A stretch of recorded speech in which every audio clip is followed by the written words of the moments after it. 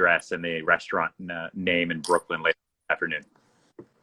That's amazing. I mean, and that's the beauty of the internet is we can use whatever influence that we have positively to impact businesses, people that we know are good people that sometimes are in fucked up scenarios. 100%, man. 100%. So you're a very busy guy, and I want to talk a little bit about that, right? So you just started a new brokerage company, right? And I'll get to that in a second.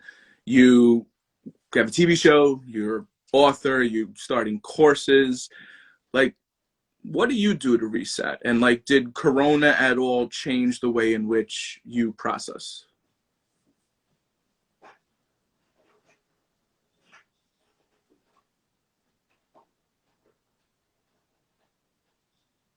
All right, we're waiting a second. What's up, Adrian?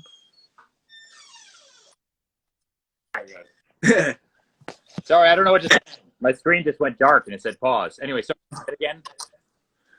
Yeah, so you're a really busy guy. Just started a new brokerage company, TV show, author, media company. What do you do to reset? And like, has Corona or this pause changed the way in which you process it all? I've really kind of settled into the work, right? Like I really like to work, and during 2020, I took time to really focus on kind of foundational items. We left the brokerage we were at previously and started our own. In the middle of the pandemic, wrote a book, second book that comes out in February. So I spent a lot of time kind of using the time as well as I possibly could. And from this comes opportunity. You're seeing that in the real estate. I mean, the deals we've done in the last 90 days with incredibly optimistic purchasers, and we've been doing them kind of all over the country because we can. And we're doing deals now that we never would have done pre-COVID because these buyers would not have even been interested. And I think for the brokerage model, the whole reason we started Serhant in our new company is because I don't think the standard brokerage model works. And I think people are really, really scared of change. So we have a business plan that I think people think they know what it is, that we're going to start rolling out at the beginning of 2021 that I think will really shock a lot of people. But I think it's going to be the way brokerage works in the future. Interesting. My guess is it's probably tied to helping build individual brands, but I'll leave time to be the test of that. Sure. So I have to imagine that like the thought of starting your own company has been a thought for a while. Like this isn't something new. Like it just didn't start because of Corona. What made you decide in the midst of a global pandemic to make one of the biggest shifts in your life? I think there's no better time than the present. And to be honest, I'm planning on doing it for quite some time. As you correctly just mentioned, I had probably 2 days in March where I was really second guessing myself because everyone was telling me not to do it. Everyone was telling me just to wait, pause. Who knows what's going to happen to the world? This could go on for a year, all that. And I took all of that hesitation from others as a reason to move forward. Because no one else is going to do it, right? Expectations would be nice and low. And what better time to really reset and think about your business as a whole. And from 30,000 feet up, when you're forced not go outside, like my job is running around showing apartments all day. Wasn't allowed to do that. So, okay, let's take a couple months and let's literally put this all together. I'm not going to get this time next year. I'm not going to get this time. So this is a weird, fucked up way of the world showing me now's the time to plan. Now's the time to do this. Nice.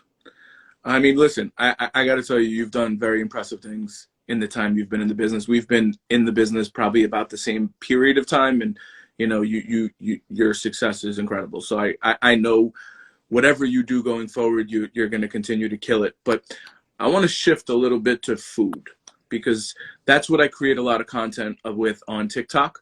And I know I've read or heard you talk somewhere about like when you were a kid, you were a fat kid, right? And you liked your pudding. I remember there was like a pudding store, and you didn't understand why you couldn't have 4 or 5 puddings. How how do you look at food now? And as a New Yorker, where food is like New York, like how is that a part of your life? I've honestly, yes, I have a massive sweet tooth. I think I could eat most people under the table. As a kid, I hadn't really connected food to weight, early on. And I think until it became a social issue and it became embarrassing, Mm-hmm. it became an issue with running and playing sports and all that. And I now food for me is very much a game. Enjoy food, and I have my cheat days, but I make food a game. So I intermittent fast, and I eat between 12 and 6. Mm-hmm. And by doing that, I can remove kind of all the triggers and and the what would you call them? The triggers and any of the kind of distractions from food and all those things where it's like, nah, bag of chips, it's totally fine. And then it's like 3 bags. I don't do that. So now, so it's been much, and I definitely have way more energy that way, and I can enjoy myself a little bit more. I've never been a person who just sits there and counts calories or anything like that. Mm-hmm. But if I eating window, I kind of do that automatically without actually having to think about it, and I kind of eat what I want to eat during that time. At 6 o'clock, I'm done, and I actually feel so much better the next day. Yeah, I know a lot of people that I've been talking to recently talk about intermittent fasting and how it's made them, incredibly more vibrant in everything that they do. How do you play that into, and I know obviously COVID has changed this, but how do you play that into like your business dinners that you take? Then I haven't had to do a business dinner since like early March, so that's been nice. It's been this weird, fun, sad, but relaxing break from all those things. Like I haven't got no holiday parties. At this time, third last year, I would look very differently on the Zoom. Look beat up, exhausted. You're out every night, which is good. It's part of the job. Yeah. But if I have a client dinner, I try to always get food in before 8. If it has to be later, I'll eat later. I'll eat it. I'll have my first meal at like 3 o'clock. Make sure I'm done eating by 9. For my body, I've been able to figure out that 6 hours is a good enough eating window for me. But I make sure I don't do that like every day. Right. And earlier, some days I'm so hungry that screw it. I'll start eating at 10 o'clock, but I'll just finish a little bit early. So do you like do the meal prep thing, or you like actually eating out at random New York City places? No, I would lose my mind that way. I don't ever want to. I only have so much time, and so I don't ever want to have to think about food during the day, especially Monday. The same reason I have a car and a driver. I got Yuri, my driver, 7 years ago, way before I could ever afford him. Mm-hmm. I didn't think about transportation during the day. I want as many minutes as possible to work. And if I got to go in and out of the train, or drive and park, or if I got to, say, okay, I'm hungry, let me go down to the deli, then I got to stand in line, I got to figure out what I want, I come back, you end up losing hours of your day. And if you think about what your time is worth and you multiply it all together, you end up spending so much money waiting and getting around. And so it ended up being an investment for me to have somebody who could get me around all day long about it. And 2, I use a meal prep company that's based in Brooklyn called Food Matters, and they're awesome. I think you can probably Google them. I've used them for years. They send me a menu every Friday. I pick out what I want. It's all healthy. It's all good. Sometimes it's gross, but it's gross because it's super healthy. And they deliver it to me fresh every day. I don't do any of the meal preps where like the food's frozen or it's been mailed to me. I like because they like cook it that night and drop it off, I think at like 4 a.m. or something like that. And then I eat that food that day. And then that's it. Whatever's in the bag, that's what I eat Monday through Friday. I don't eat anything else. So on the weekends then, do you have some variance? Like, is that when you may go out to eat, or is that when you may have your cheat day? And like, what does that look like for you? Yeah, I'm a massive kid on Saturdays. Like brunch is, anything. I'll eat anything on Saturdays. I do my life on Saturdays, but I need it. Like I know that I need that. Like the breads and sweets. It's not every Saturday, but I look forward to it. It gives you something to look forward to. And then Sundays, I go right back to the hour. Because I'm working on Sundays. Right, right. Of course, you're showing. So, do you have? I want to talk about some favorites then, because obviously, you've been here long enough that you have some favorites. So, what is your favorite bagel? My favorite bagel. Do you have a favorite bagel? I would assume Yeah. so. I've lived downtown for a long time, and Mhm. there's Duckers on Chambers. Uh, that's a great kind of bagel spot. Great, like bacon, egg, and cheese, toasted everything bagel. That's a good spot there. But we like that. That's like a good Saturday morning ritual. Nice, nice. What about pizza? To be honest, and people aren't gonna like this, Oh no, no, no, no. different pizza places in New York City, and I'm always like, all right, this pizza great, thanks so much. And the Emily's in the Village, where, but I will tell you, like if I had my choice, a good old Domino's pizza is still awesome. And and I'm not ashamed of that. I would prefer that over some custom made pizza somewhere else where I got to be like, oh, leaves, awesome, thank you so much, or interesting. Oh, here, this is great. I don't care about your artisan making a pizza. Just like give me what I need. You know. Yeah, yeah. Hey, listen, Domino's thin crust pizza is actually really, really, really good. It's like a hidden gem. Yeah. So you said you love sweets, right? So Yeah. so tell me a little bit about that. Like what are your go-to candies, or is it like more chocolate, or is it more like savory? Like No, I'm not a big chocolate guy. My okay, wife, um, but we like I've always been a big ice cream guy. Like I love going for ice cream. There's a place, I think it's in the East Village. It's like I think it's Scoops and Cones or Sundays and Cones or something like that. That's a cool little place with crazy flavors, and so that's a good spot. But I've always liked ice cream. As far as candy, um, I've always liked Twizzlers. Those have been like my go-to, or like ish, or I don't know, like sweet stuff like that. cool. So you got a bunch of things going on. I know you got a book that's coming out that you've been plugging very hard. Why don't you tell us a little bit about that? Yeah, I spent quarantine. It's interesting. Like I wrote my first book, Sell It Like Serhant. It took me a long time to write it. No one knew I was writing it. It was really like 10 years of my life. The writings that I've given to my agent, everything. Sale, I put that out there. This book I wrote in April. Uh, and fine tuned it over the rest of the spring and into the summer, and it comes out big. It's it, it's the secret to Sell Like Serhant. It's where Sell Like Serhant is like the tools and the strategies and the tips and the tricks and everything you need to know on how to sell and how to build a sales career and how to get how to close, how to talk to buyers, how to talk to sellers, all of that stuff.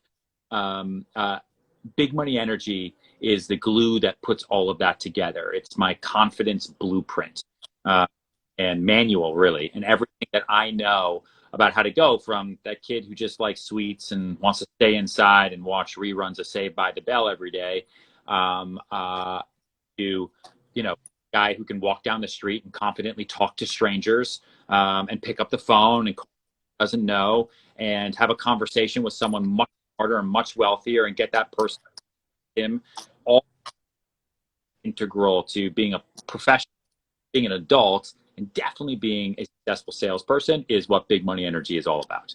And I've never found a book like it before, so that's why I ended up writing it. So tell me a little bit about that process, because you said the first one took you 10 years and then the second one took you a few months. So what did that look like for you? Because in the back of my mind, I've been quietly writing a book for a while, and it's just, I'm like stuck.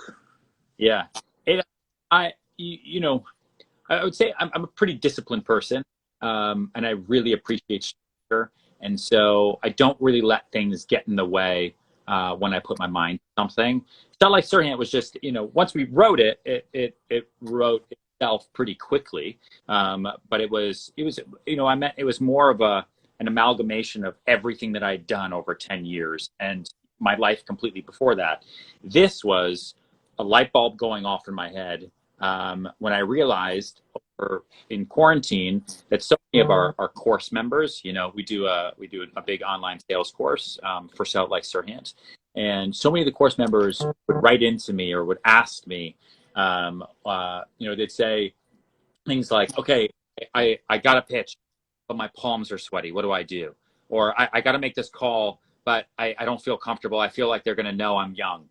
Or I've got to, or I don't think people think so I don't want to go to that meeting and no one's going to like me. Like all of the self-doubt that people have, that at the end of the day is really just and this fear that we project out into the world can be fixed.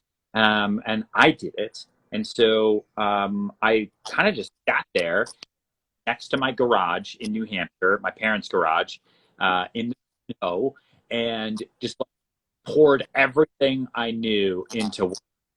And then cleaned it up and fixed it, and cleaned it up and fixed it.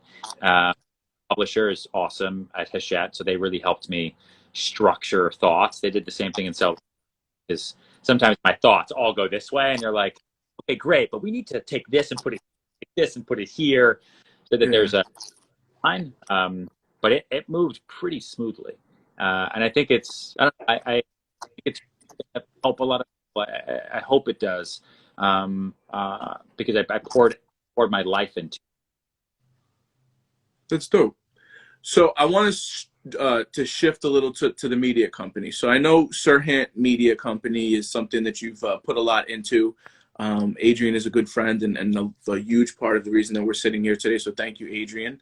But talk to me about that, because as we both know, the majority of our peers in the real estate business don't create content, don't live on the internet, don't engage with the rest of the world like that. So talk to me about that shift and creating that and how you envision that for the future as much as you can share. Well, what I wanted to do, one of the things I wanted to do when I started the company was I wanted to figure out how I can help the agents that work with me build their own brands in the same way that I did over the last 10 years. Right? This isn't like a pipe dream that I have. It's okay. This is what worked for me. So I can't give everyone their bravo, but I will tell you, sell more real estate now and generate more leads on YouTube, Facebook than I ever have from being on Bravo for 10 years. And so that's where the market is, and that's where the future is. And that's where our future buyers are, future clients, and kids of our current clients who have a lot of influence over their parents. And so I have really built out the film studio. We're, I think, 10 people now. And they exist to help create the content and tell the stories for our clients, our developers, our properties, and our agents.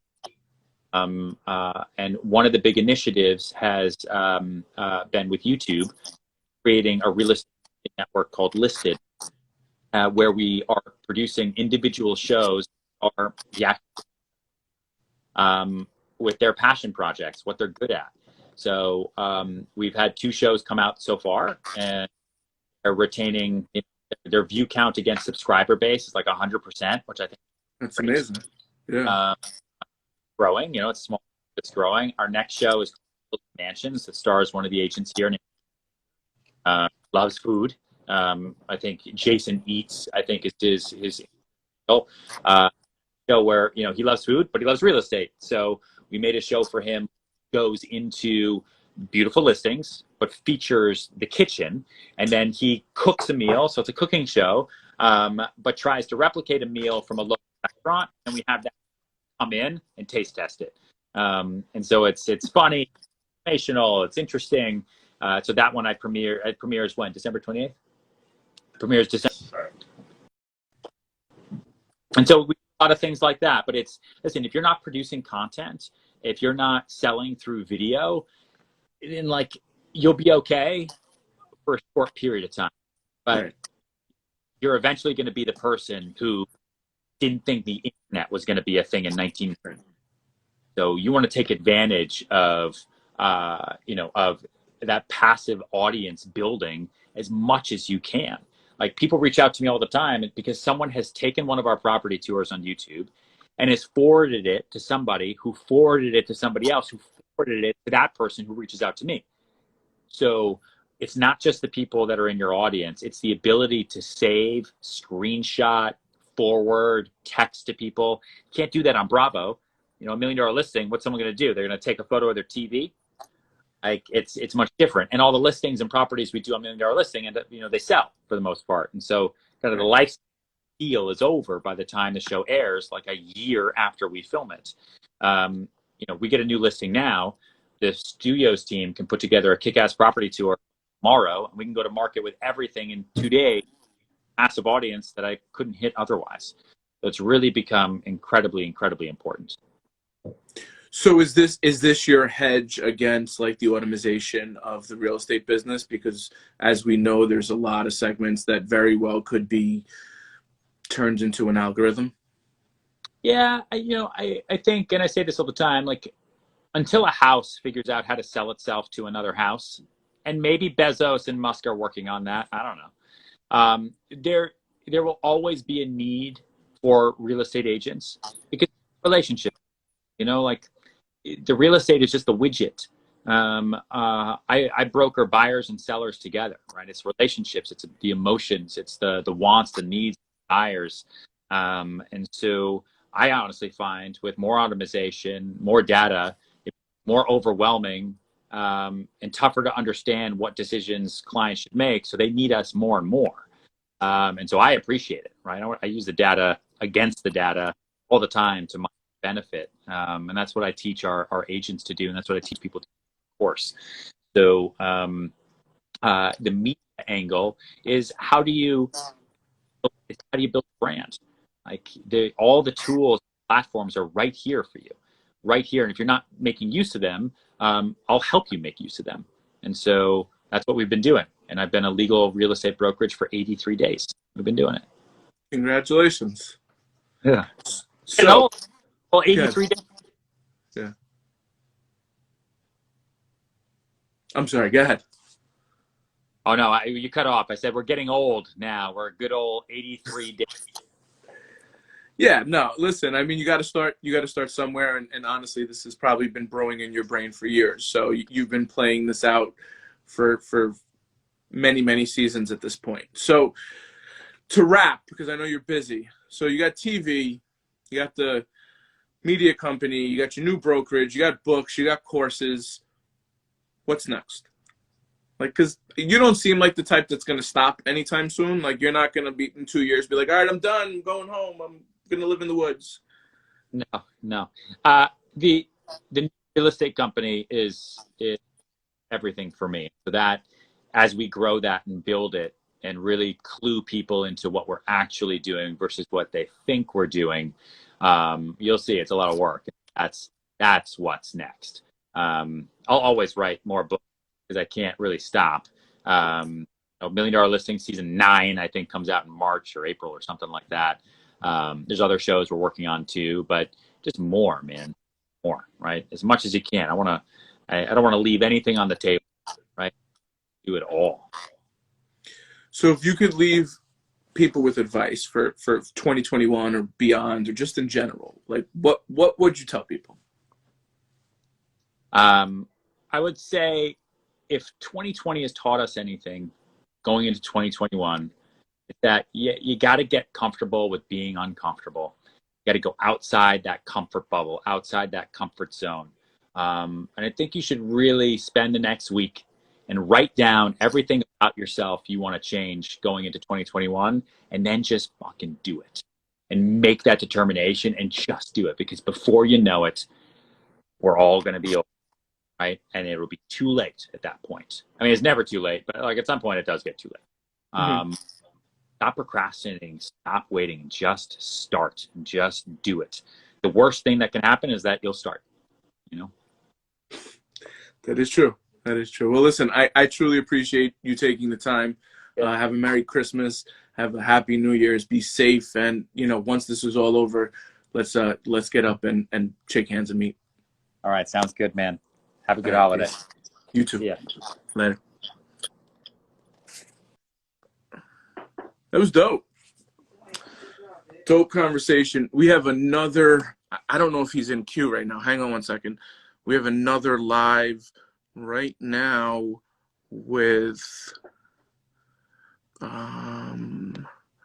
live with, hang on. Here we go. What is New York? So next, let me just make sure this is, Rick, what is going on? What's up, Mike? How are you? Good, good. How are you doing? Good. Let me know if this cuts out at any point because, you know, this is just never works for me. So no worries. Let me know. So for those of you that are with us that don't know who this gentleman is, Rick is the brains and brawn behind Subway Creatures and What is New York, two huge multi-channel domains that I've seen blown up in the time that I've known you. So talk to us a little bit about what you do and the progression, you know, for those that may not know. Of course. So like you just mentioned, I started Subway Creatures back in, I want to say it was maybe 2011, 2012, actually before Instagram was even a thing. And it started as a website. Basically, it was just documenting all the wild, crazy, funny, bizarre things that the New York City subway had to offer. And, you know, it just started as a hobby. I was actually working in television for a while. And before you knew it, it just started kind of snowballing and turning into, you know, what was something I never actually pictured growing as big as it has now. And then naturally along the way, people were just sending me a lot of videos and photos of stuff happening outside of the subway in New York. So I had to kind of make an account for that as well. But, you know, both of these accounts, like you mentioned, have kind of grown exponentially. You know, it's been an awesome ride. And, you know, the sky's the limit, how I kind of feel. More especially for the What is New York page than the subway, because you're not stuck in that, you know, that little niche. Right. So I know when you and I spoke and you were a guest on my podcast, maybe a year and change ago at this point, What is New York was just like you were just launching it or just launched.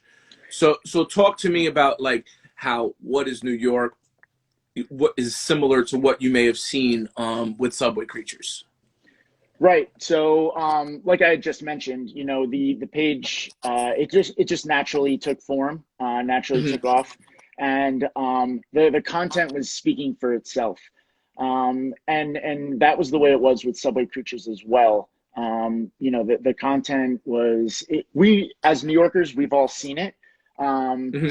It wasn't really being documented in one place. That's why I think the page was both pages were kind of as successful as they are. But you know, I think, you know, like most things, you need to expand and you need to expand the brand, and you kind of have to start going off a little off on your own, which is what, you know, kind of the next phases I see as for this. But you know, the people who follow the account are my eyes and ears out there, at least as of right now. And you know, I without them, I don't think either one of these pages would exist. So you have two huge New York brands. You get a lot of engagement. How is it different than like your average New York experience? And I think this is something you just touched on that people don't truly understand. Like when you said, as New Yorkers, we see this. Right. It's true. Like this is the New York we live. Like, right.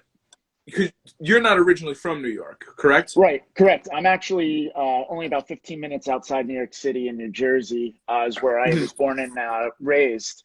But I've been, you know, just because of the close distance, you know, I've always grown up in the city even though I didn't technically live there. And I've actually been in the city now, I think it's about 11 years.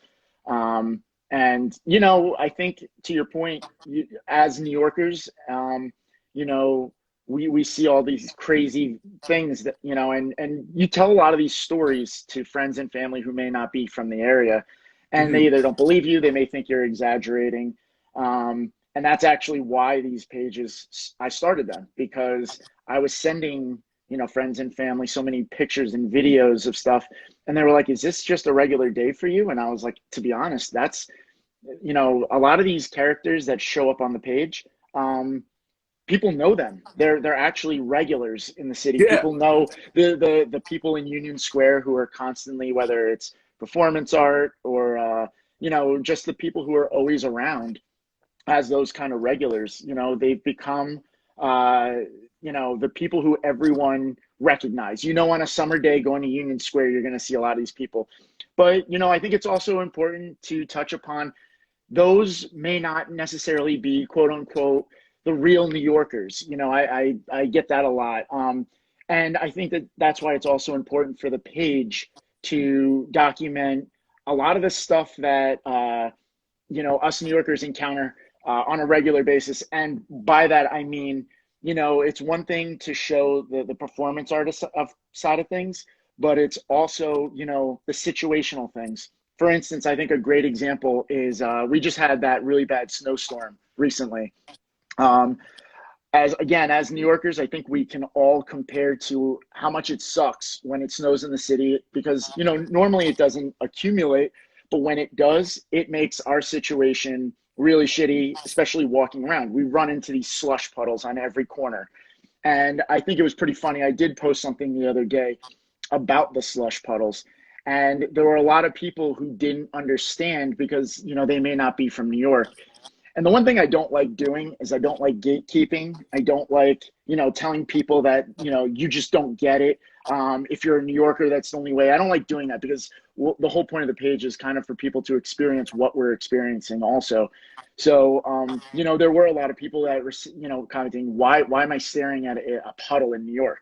And I remember thinking, like, man, if you only understood that that puddle has no bottom to it, you are going fully under if you step in one of those. And we've all been there before. We've all been there. It looks like part of the sidewalk or the street. You step in it, and next thing you know, you're 3 feet underwater. And that's just one of those common occurrences as a New Yorker that we've all been in. And you know, there are so many situations like that. Where, you know, we all get caught in the rain. You know, we're all in a subway where, you know, the guy with smelly armpits is standing over you. You know, not as much recently, but, you know, we've all been in that rush hour car. You know, there's a lot of unspoken rules that, like, people know, like, if a subway comes in and you realize there's an empty car, but all the other cars are packed, everyone knows you stay the hell away from that empty car because there is a reason it is empty. So, you know, it's a lot of situational things, but it's also, you know, the unique people who make up this awesome city. And you know, it's not to point and laugh at people. It's more to celebrate the uniqueness of New York and how there's just so many different kinds of people in the city, and that's one of the things I think's you know, one of the most awesome parts. Yeah, it's very funny you bring up the empty subway car, because I just put out a video on TikTok about like things not to do in New York, and that was one of the things. And the comments were like people didn't understand why not to get into an empty subway car. I was blown away. I was like, it's What empty. were some of the other things on that list? Don't talk to the free CD guys. The mixtape guys. Yeah. Don't take pictures with the characters in Times Square. Yeah, this is all good advice. Yeah. Don't buy the I Love New York shirts. And don't randomly stop in the middle of a busy sidewalk to look up at a building. Oh man, that's a pet peeve of mine. You know, all right, so I'll ask you this after. One of my biggest pet peeves, and this is such a New Yorker thing to actually happen, are getting on a subway car and the people who insist on listening to music without headphones. I don't know why that just drives me insane, but Yeah. it's such a New York thing to happen. And for some reason, that is probably one of my biggest pet peeves. What would you consider one of your biggest pet peeves?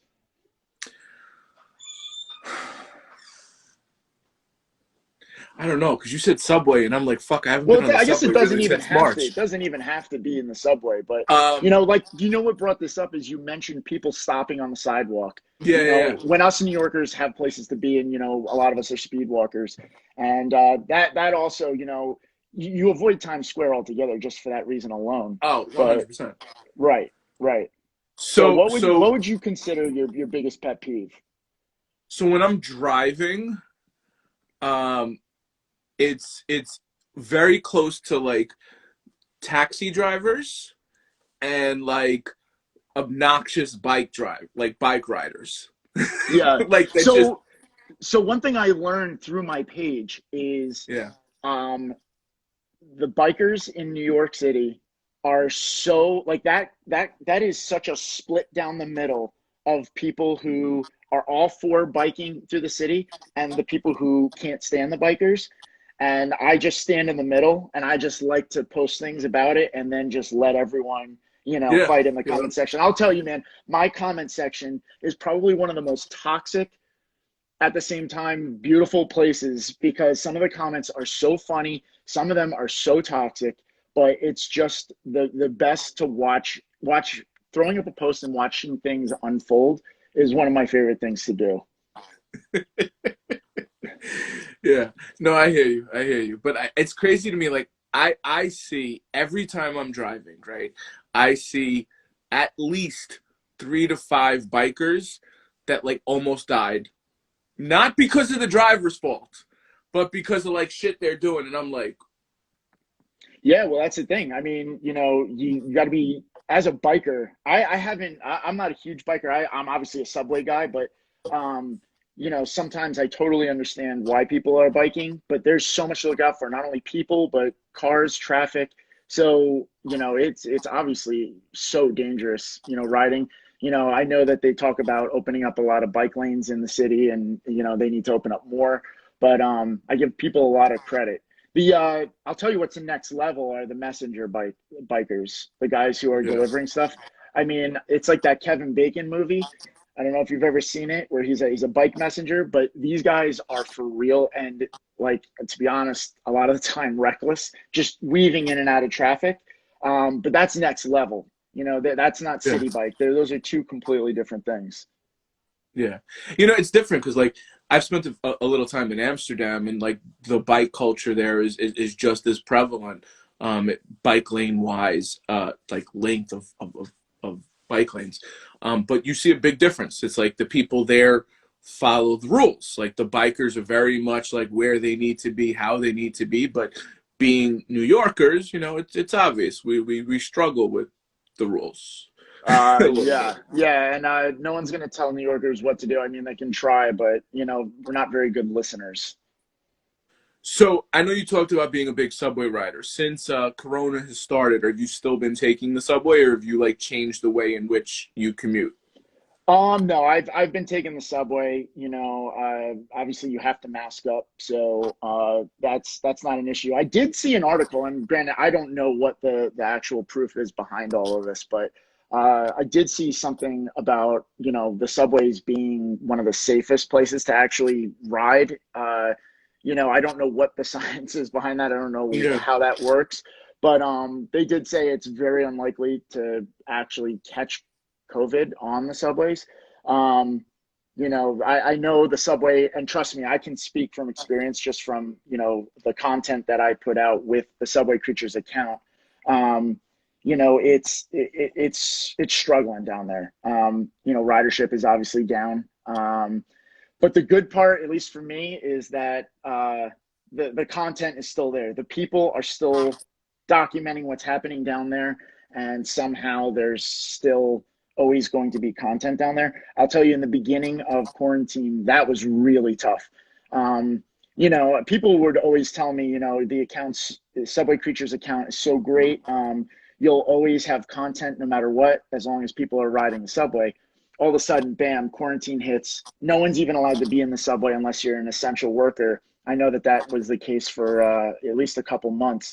And, that really, really affected what I do. Basically on a lockdown, and there's no one even to send, videos because there's nothing even going on down there. So, COVID obviously affected all of us, and you can see, it's interesting to see the different areas that it actually affected. It's almost like a domino effect. Mm-hmm.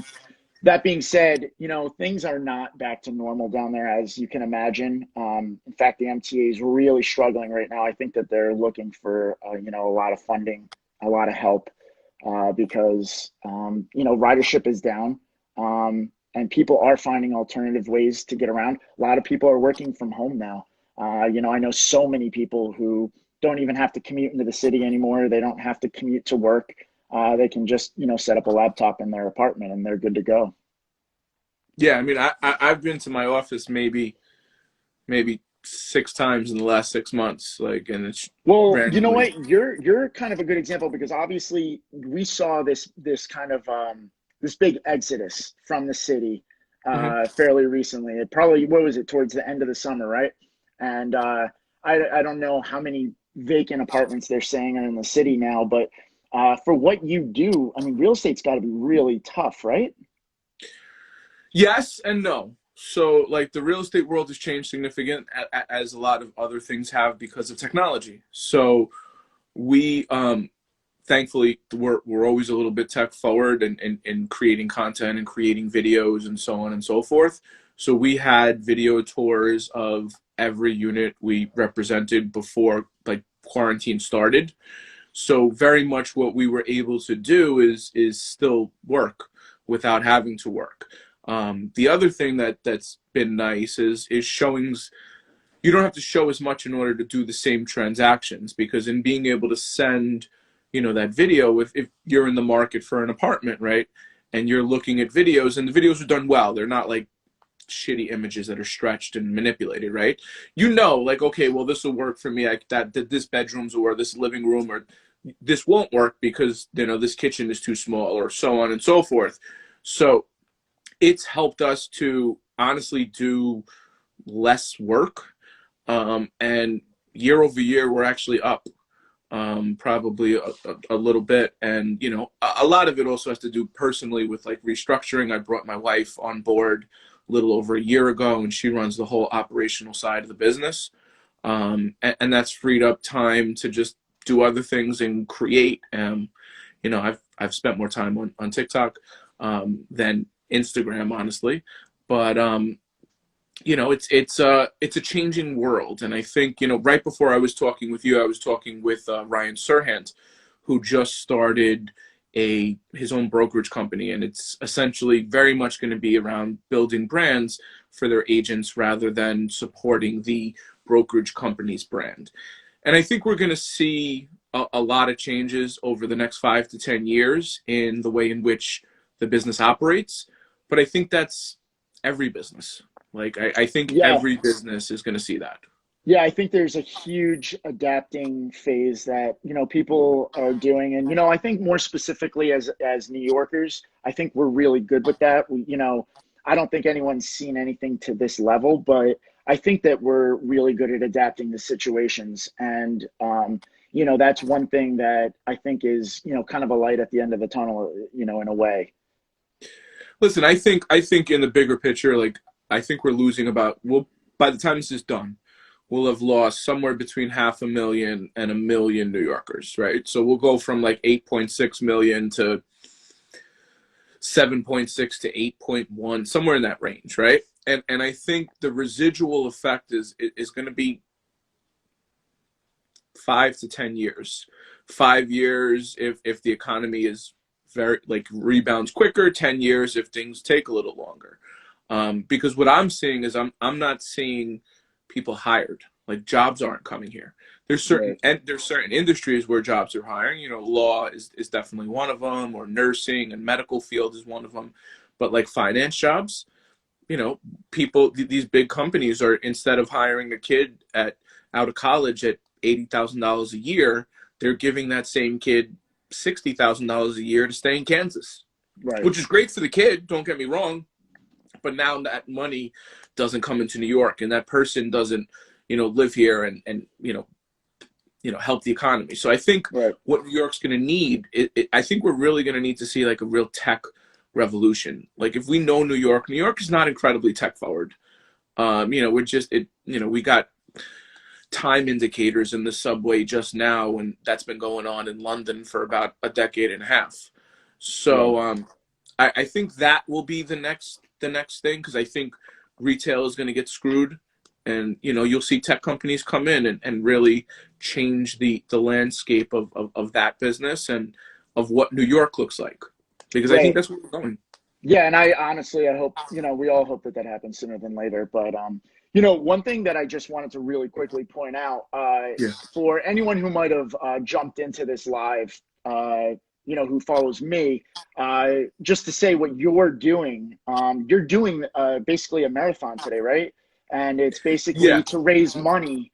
Just that's the important thing that I wanted to get across to anyone who might have jumped in here who follows me, is that you're raising money for the really dying restaurant bar industry right now, which is super important to me. I've been doing everything that I can to actually help as well. Every Friday, I do posts dedicated in the morning to spotlighting or featuring, anywhere from 2 to 3 restaurants who can get involved. So can you just, for anyone who follows me, who's in here, explain what you're doing on your part as well? Yeah, no, and thank you for the segue to that. So, really just trying to use whatever influence and relationships that I have to raise money to help New York City restaurant workers. I create a lot more content on TikTok than on Instagram, and a lot of the content I create is like New York City based with a specificity kind of around food. And the industry is been so hard hit, and we all know people that work in a restaurant that either don't have a job, or their hours are significantly been cut, or because people aren't eating, they're not making tip money, or they're unemployed, or even like the struggling business owner that's got 5 or 6 employees that's trying to stay open, but every regulation under the sun. And listen, some of it's obviously necessary to keep people safe, right? But they're struggling. So I really just wanted to take a moment to use whatever influence I had to try to do good for these people, because at the end of the day, food is one of those things that kind of makes New York New York. I couldn't agree more. I couldn't agree more. And I'll be completely honest with you. I do chalk some of that exodus up to the restaurant and bar industry dying. A lot of people were love counting on that kind of a thing, for whether it's a night out. And now the seasons are changing, and some of these places have had to build these outdoor, we've been joking about it, how they've been building these outdoor restaurants, and it's basically the same thing that you've done on the inside. Now you're doing on the outside. It's just in actually a smaller area. And not only that, you're putting them in the street where there's traffic. So, in a way, it's kind of counterproductive. But some of these places don't even have heaters, to be able to compete with the winter coming up. And I just don't see how a lot of them are going to survive. So I think just bringing the awareness to the fact that, so many of these places are struggling, and it's not even just the restaurant owners. It's the people who work in the restaurants as well, the wait staff. I mean, that's 500,000 people alone right there who are either out of work or struggling. And there's not a lot of help right now. And that's why, you do see a lot of people trying to do whatever they can to help with the situation. There's only so much you can do. But that's why I appreciate what you're doing. And I was, when you asked me and said what the cause was, I was like, oh my God, this is a no-brainer. This is exactly what I'm trying to help with as well. So I appreciate what you're doing as well. And hopefully that TikTok audience that you have, which is, you made it sound like it was large, is coming in on this as well, and people will help. Yeah, I mean, we are streaming like right here right now on TikTok as well. Oh, perfect. Yeah. So this all is on TikTok. So whatever, obviously when I look down like this, I'm trying to like look at the camera here. Yeah. But yeah. So let's talk about food for a little bit. So definitely, man. So what are what is your favorite bagel? I've always kind of been an everything guy. Hmm. Just throw it all on there. Hmm. You know, and then also, you got to do the bacon, egg, and cheese. Like that's the way I was raised. That's the way it goes. That is a funny question though, because I've never actually really thought about that. It's just Hmm. something I've always ordered. Right, right, right. So just, I'm sorry, we'll get back to food in a second. Somebody said, how can we donate? There is a That's a great link. point. I did see that. Yeah, yeah. Yeah, yeah, there is a link in my bio, whether you're watching this on Instagram or TikTok, that you can go to, and there's a GoFundMe set up because it was just the easiest logistic way of doing all of this. Um, No, it's a great so, point. Yeah, yeah.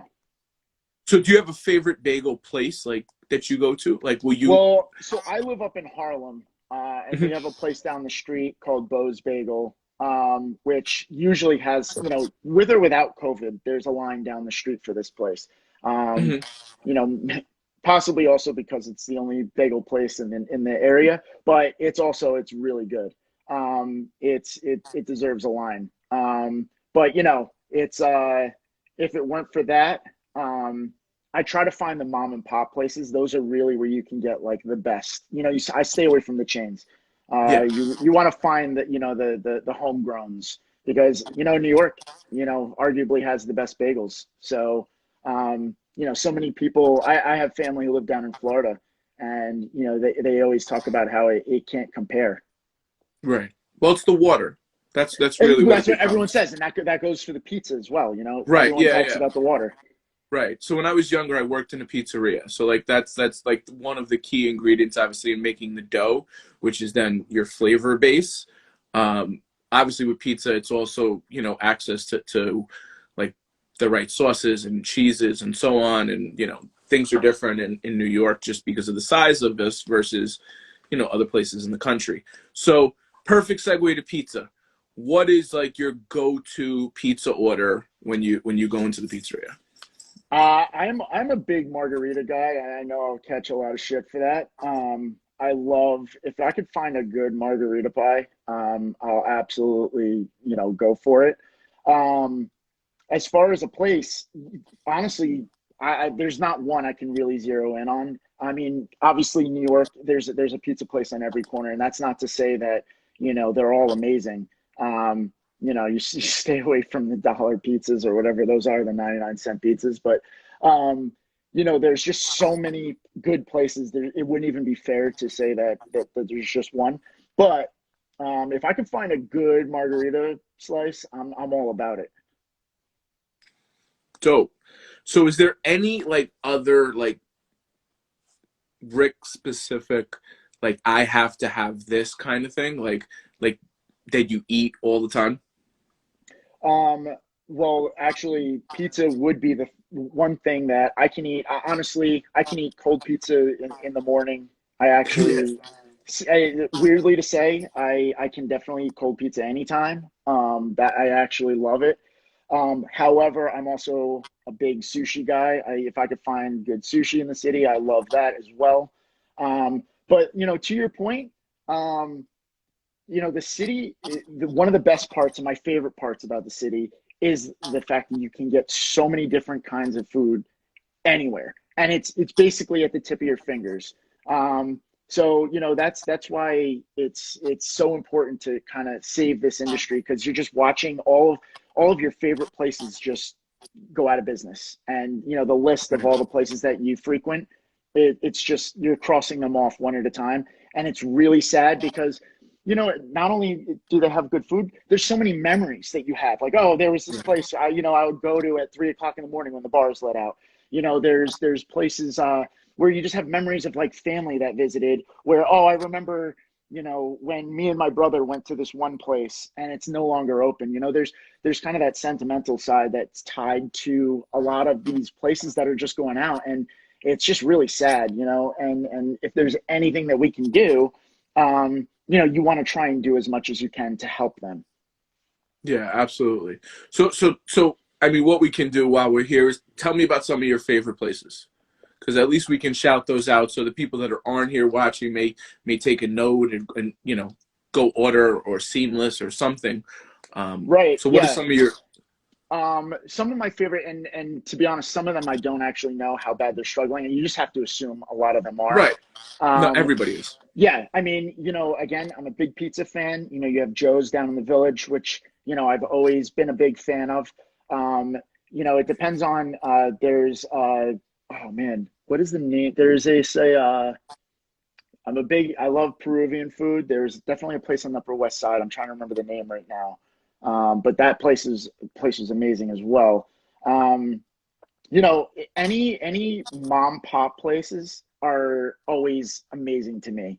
I'm totally drawing a blank on a lot of them right now. But I'm also jumping all over the place. I love, not frequenting one because there's just so many. New York has so many to offer. That's actually funny. I just saw someone write Pio Pio, Yeah. and that is definitely when I lived in Hell's Kitchen. That was one of my go-tos. Um, but yeah, there's just so many that it's almost unfair to zero in on any specific one. But I would prefer the smaller mom and pop places compared to the chains. So I know we talked a little bit earlier about outdoor dining, and obviously in 25-degree weather, even with heaters, like I know I don't want to do it. Like I'll order out or I'll order delivery, but like for me, I've noticed that like my limit is probably about 45, 50 degrees because after that it's just like uncomfortable. Right. But I do think that like seeing these open air mini restaurants on the street will, because they're here to stay. I Yeah. think it Yeah. will I heard change the the same thing. landscape of New York. And I Right. think it gives New York a little more European feel. And I honestly like it, with the exception of like mid-November to like March. Well, that's the problem. That's the problem is that, you are going to have to compete with the cold, and, a lot of people don't want to do that. You brought up a point that I think is really important that I brought up about a week ago, and that is ordering out. Um, I made a comment about trying not to use the food apps, Mhm. only because they take, a big cut of that money that's going towards that, whatever that business or establishment is. And a lot of people, I got a lot of backlash for that because a lot of people said, the people who work for those apps also need, they need to work as well. And I think it's important to differentiate the fact that, you know, my point of that was that the more money that can go towards the business, the better. I understand it's very convenient and easy to order through an app like Seamless or Uber Eats or DoorDash. But I think a lot of people, and if you're not from New York, you may not know this. Um, they these delivery people work for the business, so they're getting a Seamless order, and it's the same thing as if you called in. It's not different, and I know that that might be different around the country. I'm not sure, but like if you work for Seamless, So that's or seamless. Uber Eats. I know Uber Eats, you go to the business and pick it up and then drive it. Right. And those fees are all separate because that's all in Uber. And I get that. Um, but you also have to think, these guys, and this was more specifically for when it was snowing. I was making a point to tip your delivery men extra because of what they Absolutely. have to deal with. And I mean, Absolutely. if you don't agree with that, I mean, come on. Like, Mm. I get it. It's convenient to sit at home and just order food, but think about what the people are going through that have to bring you that food. So, that's kind of an important thing to realize. And that's all I was trying to say. Hmm. It was not about trying to knock the people who work for the apps. It's just in New York City, a lot of those delivery people already work for the business anyway. So, you might as well just call the business and order then, and it's going to be the same person bringing you the food either way. So, I totally understand that there are people employed by some of these apps who need money as well. I was just thinking about the business and the people doing the deliveries, and not necessarily the apps themselves. And No, also, I'm not even ruling out the apps. Just as a first option, think about calling the restaurant. If Yeah. not, then use the apps. I know a lot of these businesses rely on the apps anyway. I was just Right. thinking, as a first option to definitely think about the business first. Yeah, no, I definitely agree. Like if you can call the restaurant, obviously call them directly because it does make a difference. And listen, there's always going to be people that order. So like, calling the restaurant directly, Joe that delivers for DoorDash is not going to like be struggling because you called the restaurant directly. And the Right. reality is you're going to like that. Just because I know a ton of people in the industry, like that 20% or 30% fee that these companies take, depending on what it is, it becomes quite substantial. And listen, is it a cost of business? Yeah. But at a certain point, like, it makes a huge difference, especially when we're in a pandemic and, these restaurants are operating at 30% of the revenue that they were beforehand or Right. none. And I mean, we haven't even seen the worst of it yet. Like, Oh, you think so? oh no, we're gonna see like by the time February hits, March hits, you'll see another probably half of the restaurants go out of business because who's gonna be out? Well, yeah, exactly. And I think that that's what we were talking about earlier about trying to compete with the weather and the winter. A lot of people aren't going to want to do that. And the other part is, there are the rumors where right after Christmas, New York's going into another lockdown. And again, that's not confirmed, but that has been the rumors. That New York could potentially be going back into lockdown depending on what the hospitals look like and depending on what all these rates of COVID look like. If that happens, I mean, it's going to absolutely decimate that industry, which is Yeah, already decimated. absolutely. Now listen, the one thing, the one bright light is there'll always be people who open restaurants, right? So like even after all this is over, the industry is going to come back alive at certain points because what you're going to see is you're going to see the restaurateurs that couldn't make the restaurant make sense at $100 a square foot in rent, but all of a sudden because the market shifted and now that rent is half of what it was, it absolutely makes sense. So I do think you'll see, in the coming years, and it was funny, I heard something that part of the reason people believe that there were the roaring 20s was because of the Spanish flu, where, one of the things that really pushed people getting out there and spending more and engaging more was the fact that they were inside for 2 years. Thankfully, knock on wood, hopefully it's not 2 years for us. I think by the end of the summer, we'll be able to take off masks here in New York City, and try to get back to some normal.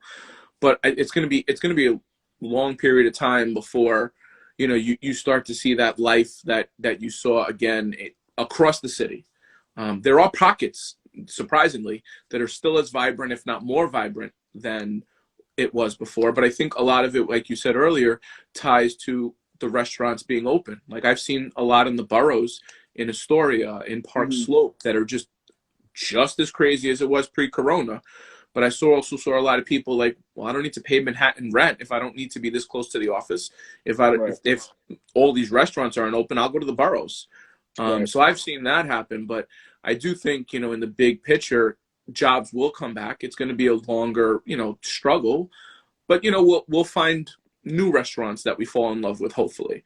And it's always unfortunate to see people struggle, but that's why we're doing this. We're doing this to try to Agreed. help Yeah. in the immediacy, because frankly, like it's the holiday season, and after this year of things that people have done, it's like the least we can do is use whatever influence we have to try to positively impact, as many people as possible. Agreed. And that's why I really appreciate why you're doing this. So, while we're talking about food, right? Are you more of like a sweet or a savory type? Savory for sure. I was never really a sweet person or a dessert person. Okay. I have no idea why. There's no rhyme or reason to it. Yeah. So my wife is actually the sweet, and I'm like, I could pass on dessert. I'm like, Meanwhile, she's the exact opposite. She's like, I have to have dessert all the time. So what are some of like your go-to, like, I eat this at least once or twice a week, or I eat this every week kind of consistent, mainstays? I'm a big meat guy. I love steaks. Um, you know, if I can get around to a good steak or have it, go to a place where it's, I know I can count on having a great one. I will absolutely do that. Um, trying to think of a place like that. You know, trying to think of there was a place I was at the other day and I can't think of the name of it, but steak is definitely a big one for me. So fun fact about steak that I found out the other night, totally kind of randomly, because of Corona, right? You are now able to almost get same day reservations at Peter Luger's, whereas like before you were looking at like a 3 month wait time. So they do have indoor dining or outdoor dining still. Well, actually, no. There is no indoor in New York right now. I think actually There's that no that indoor, stopped. no. And I will say Yeah. Peter Luger's to me is I'm not the biggest fan, I'll be honest. And Okay. it's not even necessarily related to the food itself, but it's just it kind of seems touristy and it the people there I never really had a great experience. But I know people preach about it, but Yeah, yeah. you know, No, the service has historically sucked. Like yeah. they're known for their absolutely shitty service, um, which is why I was like very shocked at how good the service was when we were there. I was like, this isn't normal. Like I expected them to be rude and so on. Um, I like their steak. I'm not crazy about the fact that they don't have mashed potatoes, which doesn't make sense to me. But that's a whole other thing. Yeah. So, with the holidays approaching, Mhm. are you going anywhere? Are you because of COVID? Are you staying home? Like what is your holidays looking like? I'll be doing some traveling, definitely locally right now. I have family in New Jersey, which I'll be staying with. Um, and we're having a kind of a low key year, obviously, because of everything that's going on. So, it's going to be a quiet year for sure, but obviously, this is kind of an unprecedented, holiday season. So, there's really you got to be cautious with everything you're doing. So is the holidays at the McGuire's generally like a huge food fest? It is actually, and to be honest with you, my parents are divorced. But I have two sides of the family, so you're jumping around to a lot of different places and Hmm. seeing a lot of definitely a lot of family again this year. Don't really know what to expect because everyone's being cautious, but either way, I have a dad's side of the family and a mom's side of the family to see. So you hop around a little bit, and it always keeps the holidays interesting. Yeah, no. I totally get it. That's cool. So I'm going to switch back from food just to social media for a second because I Yeah, know there's a lot of people that listen, follow your account and maybe know a little bit more or really want to kind of get to that point where they're able to make social media a business or what they do.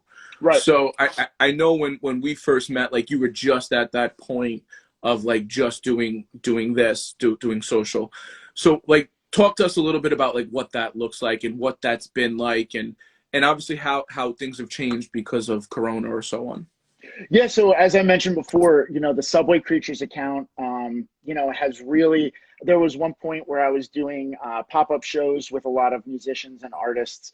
Um, Again, we talked about adapting. You really have to adapt with the times, and by that, I have a couple of projects coming up where, not only helping the restaurant industry, but I'm also, there was a lot of musicians and buskers that would play in the subway. I need to find a way to help them, and that's what I'm actually working with the MTA on right now. Is finding a way to, even if it's just virtually tipping people, where we can still hear. There's a lot of musicians that came out of the subway. There's a person. Her name is Just Sam. She just won American Idol last season, Oh, and really? she was performing at the 96th Street station. So Wow. there's also a number of other people like Mike Young, who was on America's Got Talent. He finished in the top three. Again, discovered in the New York City subway. These are all people who have serious talent, but it just never got featured or there was never a spotlight on them because, they just didn't have it. And I want to bring attention to that and, help these people out. And they're struggling right now. A lot of these people depended on tips, Right. to get by every day.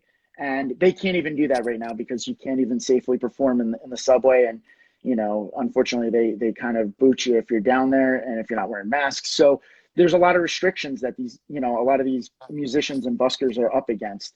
So I think that, just adapting and helping them is definitely big. As far as the business side, yeah, Subway Creatures isn't, it isn't the same as it was. It's not flourishing the way it was. Luckily, the What is New York page, a lot of people were actually following that account during quarantine to see what was happening outside because, you couldn't go outside. And luckily, people were still sending me a lot of videos. I did a series called Rooftop Quarantine where people were just doing the most ridiculous things, on their Yeah. roof. And, a lot of this stuff was entertaining and at the same time informative because you were actually able to see what people were doing outside because a lot of people weren't venturing out because we didn't know what was going on at the time. So from a business perspective, things have been, they have been not as well as they've been in the past, but you just have to adapt. And, whether it's original content or whether it's finding ways to partner up with businesses or brands, it's absolutely important to keep expanding with what you have. Right. And I know within probably the last 6 months or so, or maybe it's a little bit longer and I'm slightly off, you've moved these brands as well to TikTok. Listen, I've tried. I have two younger sisters who are on TikTok, and I'm actually asking them for a lot of help because I don't get it. I know that it's a huge emerging platform. I'm still learning about it. I'll post one video on one of my accounts, it'll get 1 million views, and then I'll post it on TikTok and it'll get 100. I don't get it, but I'm working on that. And I do know that it's kind of important to evolve onto that platform. So that's something I'm definitely getting advice from people on. But for whatever reason, the content, and maybe it's because it's a younger audience, I don't think it's resonating as well as it is on, the Instagrams of the world. So it's just kind of finding that crossover of what works. Yeah, and I mean it's one thing that I've learned in the period that I've been creating content is like what works on one thing may not work on another thing, platform wise. Right.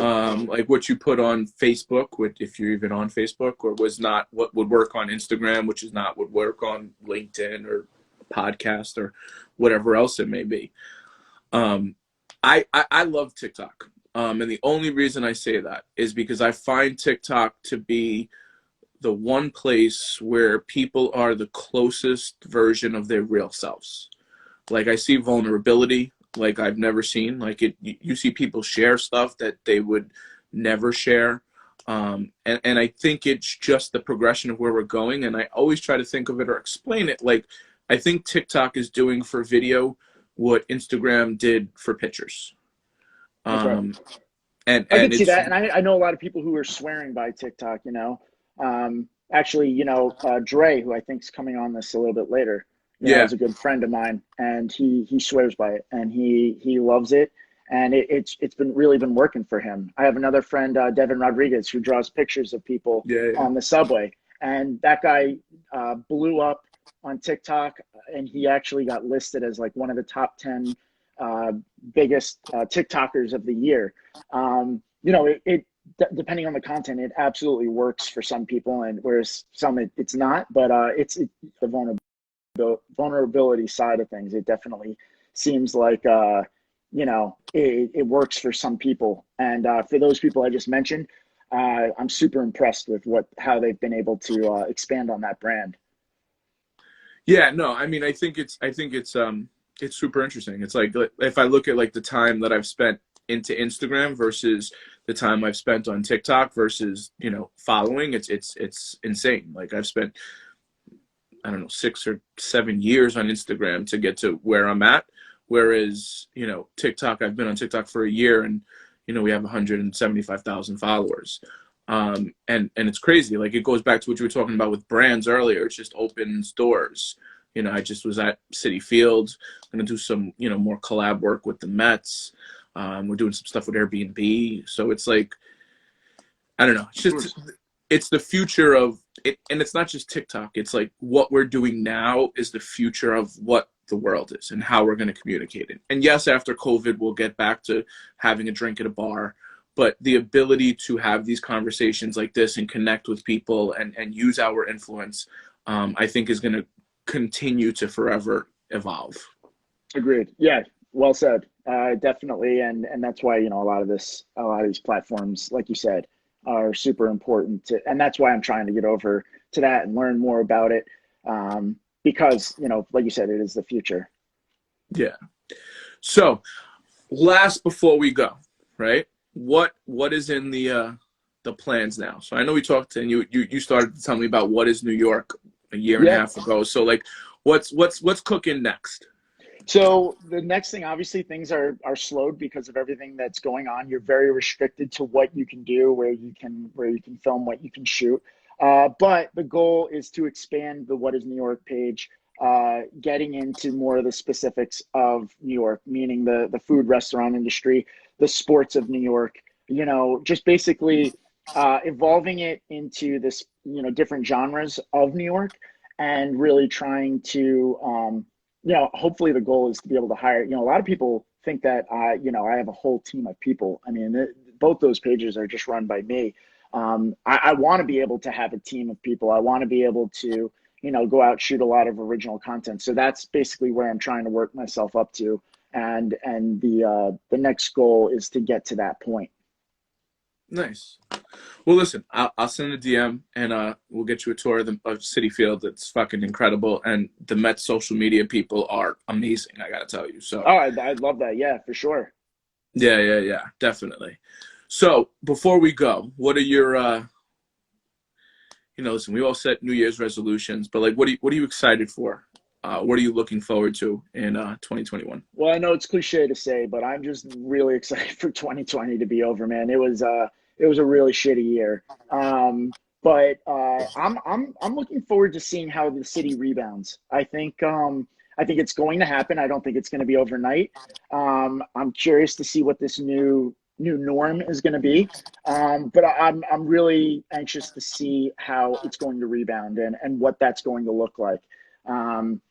So, you know, I think if there's any light at the end of the tunnel, it's kind of seeing how New Yorkers, you know, we all know how resilient we are and how we rebound from things like this. So, you know, I'm very anxious to see how that's going to look. Yeah, no, I absolutely couldn't agree with you. Well, listen, I appreciate you taking the time. I know, Absolutely, you know, man. Christmas is around the corner and we're all busy. So thank you so much. Absolutely. I wish you and your family the best. Be safe. And once this is over, let's definitely get up for a drink. Absolutely. Thank you, brother. Thanks for having me. All right. We'll talk soon. No problem. Thank you. So I'm going to call this a wrap for now. I'm going to be back a little bit later with some more guests. So stay plugged. We're going to put information in for anybody that wants to donate. The link is in my bio to the GoFundMe. Please, anything you can do absolutely will help. 100% of the proceeds will go to New York City restaurant workers. So please, anything you can do to help would be greatly, greatly appreciated. So thank you so much for the attention, the love. And I'm going to say peace right now, but I will be back later. Peace.